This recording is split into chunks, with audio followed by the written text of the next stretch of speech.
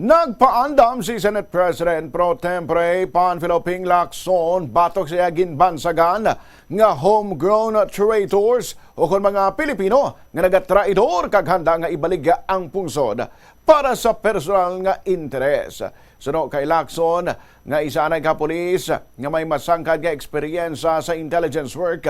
Ini nga mga individual kagang technical intelligence among pinaka-common nga ginahalinan sang impormasyon sa geopolitics.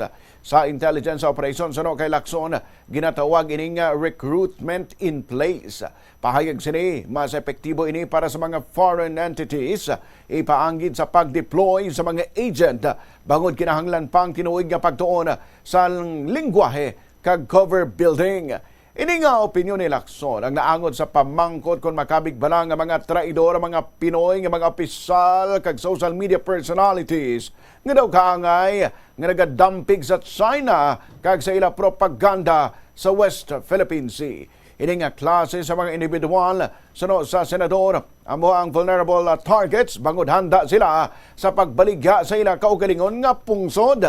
Ginklaro ni Lacson nga nagahambal sa general principles sang geopolitics kag intelligence kag wala naghimo sang direkta nga akusasyon sa pila sa iya mga kaupdanan sa Senado nga ginatawag sa mga kritikong pro-China senators o kon mga senador.